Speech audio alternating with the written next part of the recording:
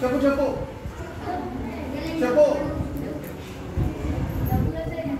డబ్బులు వస్తాయా? ఎక్కడికి? నేను చెప్తా తొందర పడకండి. అందరికి వాళ్ళ ధనదేవత అనుకుంటే ధనదేవత ఒక పూజ చేస్తాము, ధనం బాగా రావాలి అని చెప్పేసి పూజ చేస్తామని చెప్పి అనుకుంటారు. కానీ అసలు విషయం ఎవరు తెలియదు, చెప్పలేదు ఇక్కడ. అసలు విషయం ఏంటిదంటే సముద్ర మంథనం ఎప్పుడైతే జరిగింది, క్షీరసాగరం అంటే పాల యొక్క సముద్రం. ఆ పాల సముద్రం మంథన అంటే చిలికించడం. దేంతో చేసిండ్రు అంటే మందార పర్వతంతో చేసింది. అంటే మందార పర్వతాన్ని కట్టెలాగా వాడింది. అంటే చల్లకవం వాడతాం కదా మనం. ఆ చల్లకవం ఏమైంది అంటే మందార పర్వతం అయింది. దానికి తాడు ఏమైంది అంటే వసుకి అనే పాము.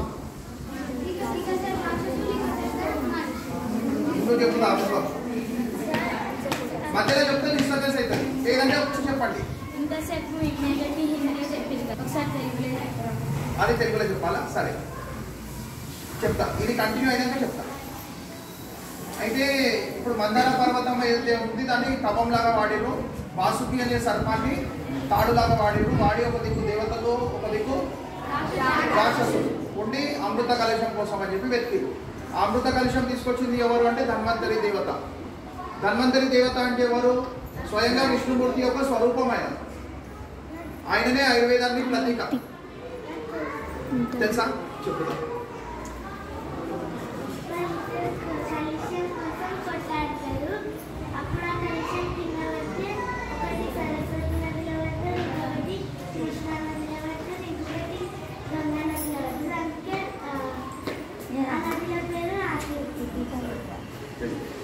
గుడ్. తనకు తెలిసింది చెప్పింది, తప్పు కాదు. తనకు తెలిసింది చెప్పింది అంటే పెద్దవాళ్ళ దగ్గర తెలుసుకున్న విషయాన్ని చెప్పింది తను. అయితే ధన్వంతరి అనేది ఆయుర్వేదానికి సంబంధించినటువంటి దేవత, అయిన ప్రకృతికి సంబంధించినటువంటి దేవత. ఆయననే ముందు ఉన్నటువంటి ఆయుర్వేదానికి ఆవిష్కరించి మనకు అందుబాటులో పెట్టింది. అంటే అలోపతి మందులో కన్నా ముందు ఆయుర్వేదం ఉంది. ఆయుర్వేదానికి దేవత ఎవరు అంటే అది దేవత ధన్వంతరి దేవత. అంటే వాళ్ళ దంతెరస్ చేసేది దానికోసం. కానీ దాన్ని మర్చిపోయినాం. ధనం రావాలి అని చెప్పి పూజ చేసుకోవడం అలవాటు అయిపోయింది.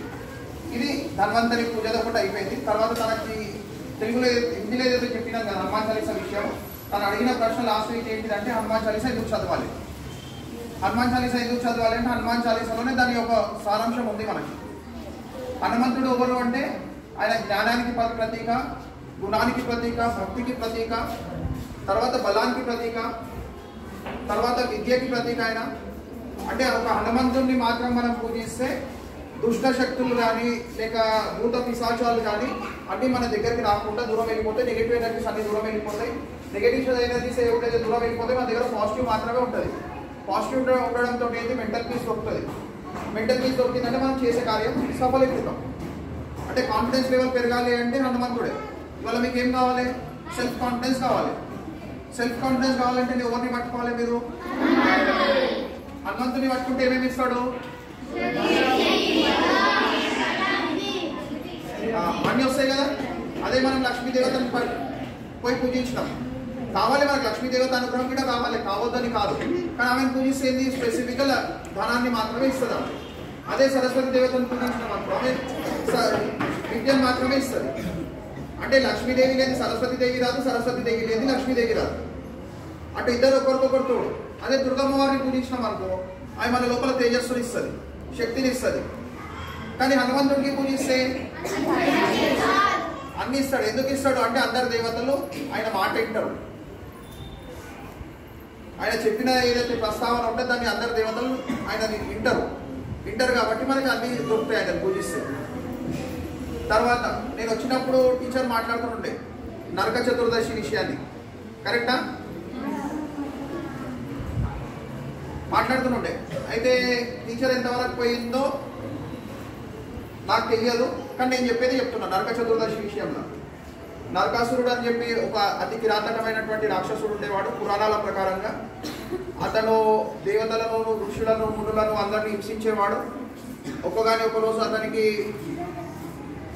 దేవలోకం జయించాలి, తర్వాత రాజకుమార్తెలు అందరినీ తీసుకెళ్లి కిడ్నాప్ చేసేసి వాళ్ళని వివాహం చేసుకోవాలని చెప్పి బందీ చేస్తాడు. 16,000 మంది రాజకుమార్తెలకు ఇంతకు టీచర్ చెప్పిన విధంగా బందీ చేసిన తర్వాత వాళ్ళని విడిపించాలి అన్నప్పుడు దేవతలందరూ విష్ణుమూర్తి దగ్గరికి వెళ్ళడం జరుగుతుంది. విష్ణుమూర్తి అప్పట్లో శ్రీకృష్ణుడి అవతారంలో ఉన్నాడు. అయితే యోగేశ్వరుడు అయినటువంటి శ్రీకృష్ణుడు ఆ 16,000 మంది అమ్మాయిల వరకు బందీ అయి ఉన్నారు, వాళ్ళని విడిపించడానికి కోసం అని చెప్పేసి సత్యభామని రథసారథిగా పెట్టుకొని ఆమె ద్వారా బాణాన్ని వేయించి అతని యొక్క హతం అవుతుంది. నరక చతుర్దశి అది ఆల్రెడీ టీచర్ చెప్పింది, కానీ కొంచెం కరెక్షన్ చెప్తున్నారు. కరెక్షన్ ఎందుకు చెప్తున్నా అంటే మనకు 16,000 మంది అమ్మాయిలని శ్రీకృష్ణుడు కాపాడిన తర్వాత వివాహం చేసుకుంటని చెప్పి తెలుసు, అందరికీ తెలిసిన విషయం అది. వివాహం చేసుకుంటూ శ్రీకృష్ణుడు 16,000 మంది అమ్మాయిలని అట్లా చేసుకోగలుగుతాడా? చేసుకోగలుగుతాడా?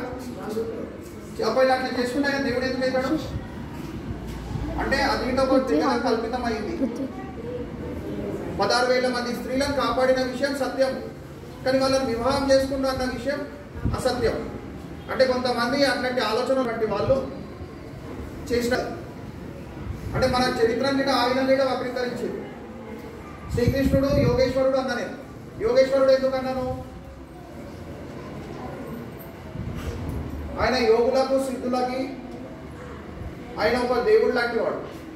యోగులకు సిద్ధులకు దేవుడు కావాలంటే అంత సులభంగా అవుతారా? ఆయన లోపల అటువంటి గుణాలు ఉంటాయి కాబట్టి ఆయన భగవద్గీతని బోధించగలిగిండు అర్జునుడికి. ఏ మనిషి అయితే భగవద్గీతను బోధించిండు అతనికి స్త్రీలతో రాసలీల చేసేంత ఆలోచన ఉంటుందా? దుర్గుణం ఉంటుందా?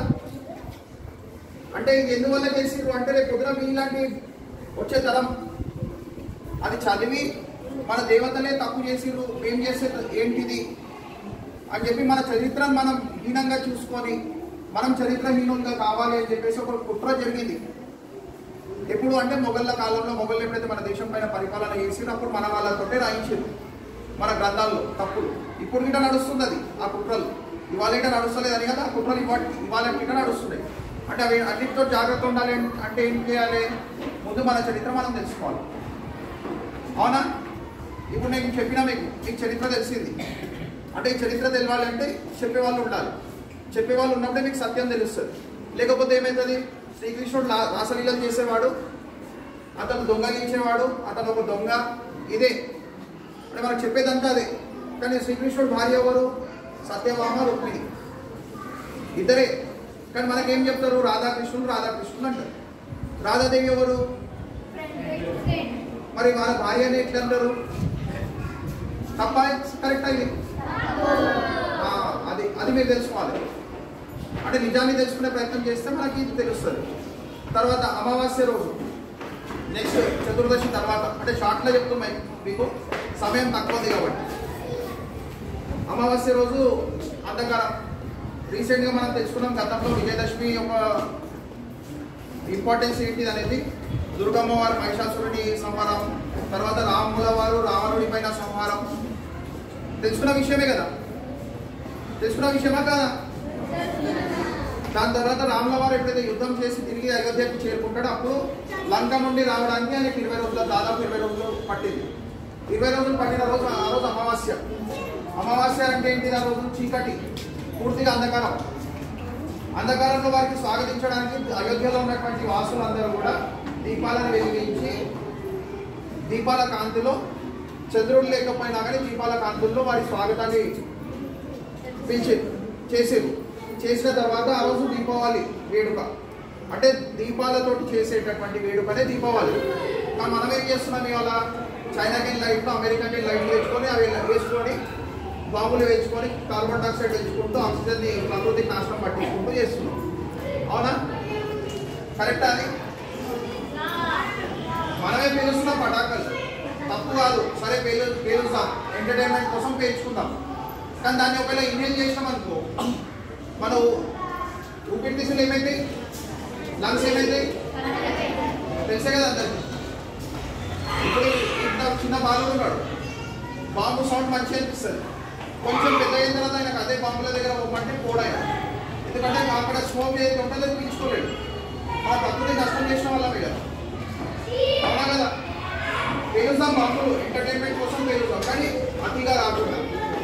తర్వాత లక్ష్మీదేవి చిత్రాలు ఉన్నటువంటి బాంబులు పేల్చుకుంటూ, తర్వాత హనుమంతుడి ఎందుకు పేల్చొద్దు అంటే పేలిన తర్వాత చిత్తులు అయిపోయి పడిపోతుంది దాన్ని కాళ్ళతో తొక్కుతాం మనం ఆరాధ్య దైవంగా భావిస్తాం. ఆరాధ్య దైవంగా భావించినప్పుడు కాళ్ళలో ప్రాణిమోక్ష నష్టు మీద ఒక కాళ్ళతో తొక్కించడం అది కరెక్టా కాదు కదా. కాబట్టి మీరు పేలిస్తే పేలవండి, కానీ చూసి పేలవండి, జాగ్రత్త పేలవండి, చేతులు కాల్చుకోకండి, ప్రమాదాలు తెచ్చుకోకండి, దగ్గరికి తెచ్చుకొని కళ్ళల్లో వేసుకోకండి, సరేనా. ఇది అమావాస్యలు అయిపోయింది. ధన్వంతరి పూజ. రెండోది నరక చతుర్దశి. మూడోది వచ్చేసి దీపావళి పండుగ. దాని తర్వాత వచ్చేది ఏంటిది తెలుసా వారు కదా, చిన్న దీపావళి. తర్వాత 2 పండుగలు వస్తాయి.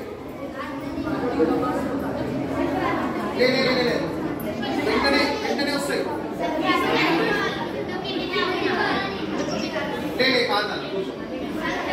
కాదు నేను చెప్తా నాకు అర్థమైంది. గోవర్ధన పూజ వస్తుంది. గోవర్ధన పూజ తెలుసా వారు కదా, తెలుసా గోవర్ధన పూజ అన్నా మీరేమో మాట్లాడి చెప్తే నేను మాట్లాడతా.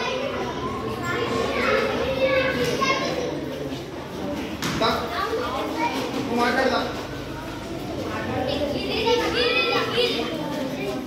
గోవర్ధన పూజ తెలుసా తెలియదు. గోవర్ధన పర్వతంలో శ్రీకృష్ణుడు ఏ పైన ఎక్కిందనే చిత్రం చూసిరా, చూసింది కదా చిత్రం ఉందా. एक उंगली पर हल्का उठाए. అదే కదా సార్.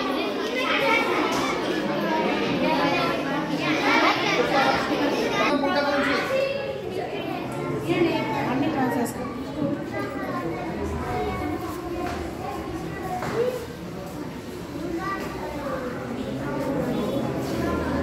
సైలెంట్ అందరు తనకు చెప్పే ప్రయత్నం చేస్తూ చెప్పనియాలి.